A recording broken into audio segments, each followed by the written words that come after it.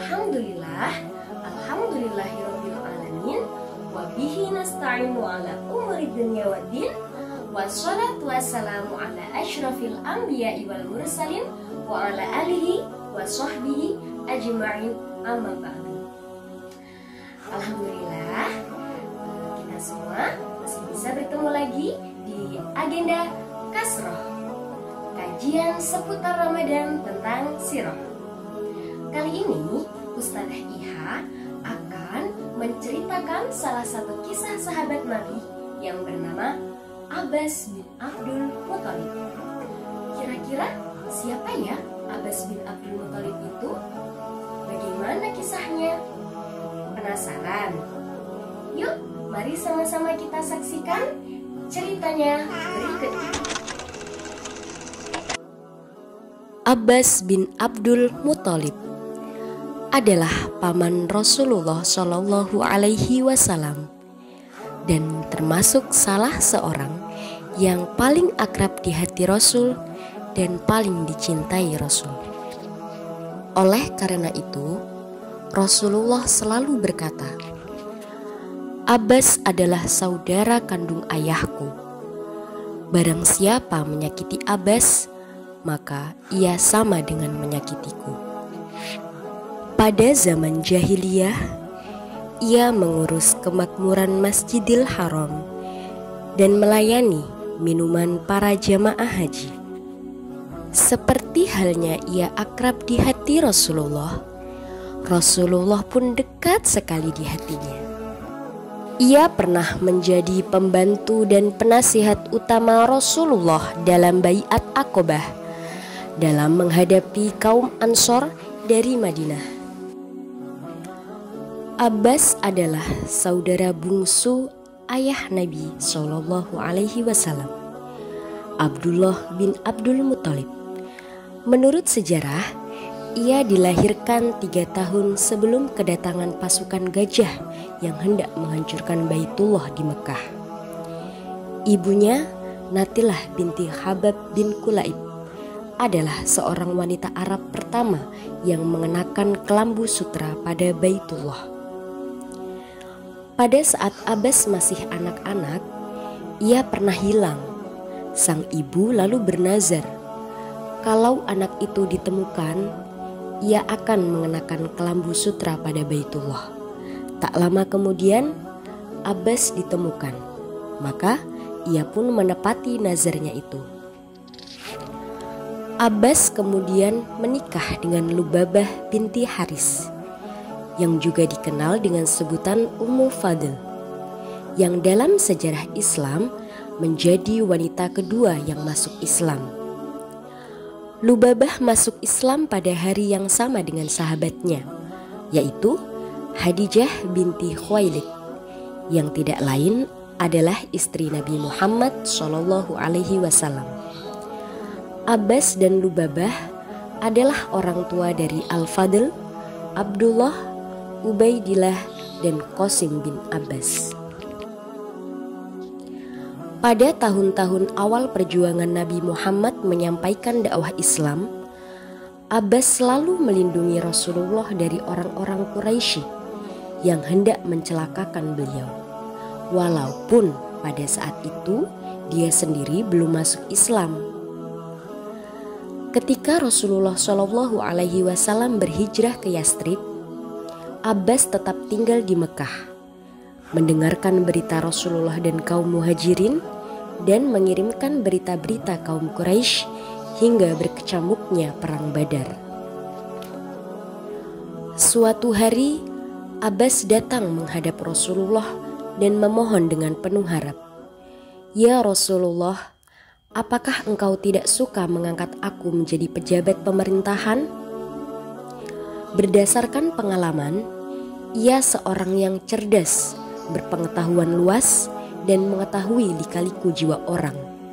Namun, Nabi Muhammad tidak ingin mengangkat pamannya menjadi kepala pemerintahan. Beliau tidak ingin pamannya dibebani tugas-tugas pemerintahan. "Wahai paman Nabi, menyelamatkan sebuah jiwa lebih baik daripada menghitung-hitung jabatan pemerintahan," kata Rasulullah. Ternyata Abbas menerima dengan senang hati pendapat Rasulullah. Tetapi malah Ali bin Abi Thalib yang kurang puas. Ia lalu berkata kepada Abbas, "Kalau kau ditolak menjadi pejabat pemerintahan, mintalah diangkat menjadi pejabat pemungut sedekah." Rasulullah adalah orang yang paling akrab dan paling kasih kepadanya. Tidak mau mengangkatnya menjadi pejabat pemerintahan atau pengurus sedekah, bahkan dia tidak diberi kesempatan dan harapan untuk mengurusi soal-soal yang bersifat duniawi, tetapi menekannya supaya lebih menekuni soal-soal ukhrawi. Ketika Rasulullah SAW wafat, Abbas adalah orang yang paling merasakan kesepian atas kepergiannya itu. Abbas hidup terhormat di bawah pemerintahan Khalifah Abu Bakar Asy-Syiddiq maupun pada masa kepemimpinan Umar bin Khattab. Pada suatu hari dalam pemerintahan Khalifah Umar terjadi paceklik hebat dan musim kemarau ganas. Orang-orang berdatangan kepada Khalifah untuk mengadukan kesulitan dan kelaparan yang melanda daerahnya masing-masing. Umar memohon kepada muslimin yang berkemampuan supaya penyelesaian tangan membantu saudara-saudaranya yang ditimpa kekurangan dan kelaparan. Kepada para penguasa di daerah diminta supaya mengirimkan kelebihan daerahnya ke pusat. Ka'ab menemui Khalifah Umar sambil berkata, "Wahai Amirul Mukminin, biasanya Bani Israel kalau menghadapi bencana semacam ini, mereka meminta hujan dengan kelompok para nabi mereka." Kemudian Umar berkata, "Ini dia paman Rasulullah dan saudara kandung ayahnya. Lagi pula dia pimpinan Bani Hashim." Khalifah Umar pergi kepada Abbas dan menceritakan kesulitan besar yang dialami umat akibat kemarau panjang dan paceklik itu. Kemudian ia naik mimbar bersama Abbas sambil berdoa, "Ya Allah, kami menghadapkan diri kepadamu bersama dengan paman nabi kami dan saudara kandung ayahnya.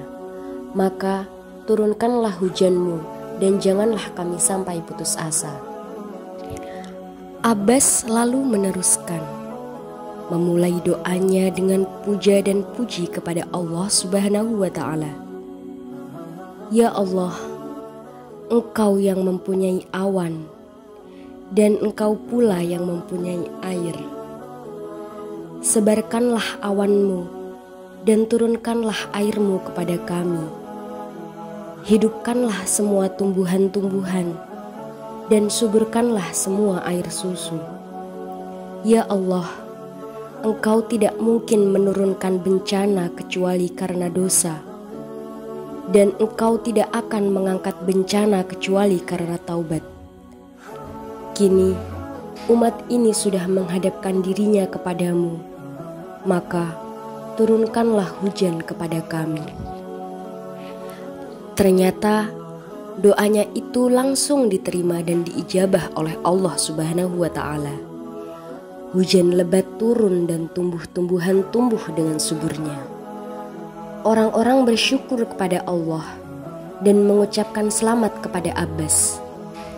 "Selamat kepadamu, wahai Sakil Haromain, yang mengurusi minuman orang di Makkah dan Madinah."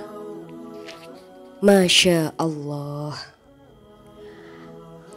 Abbas radhiyallahu anhu wafat pada hari Jumat 12 Rajab 32 Hijriah dalam usia 82 tahun. Ia dikebumikan di Baqi, Madinah. Wallahu a'lam bishawab. Nah, demikian tadi cerita tentang sahabat Abbas bin Abdul Muthalib. Masya Allah ya, semoga kita semua dapat meneladani dari kisah beliau, dan kita semua semoga mendapat manfaat serta keberkahannya. Amin ya rabbal alamin. Sekian cerita dari Ustadzah Iha kali ini. Sampai berjumpa di kasroh selanjutnya. Ustadzah akhiri, wassalamualaikum warahmatullahi wabarakatuh. wabarakatuh.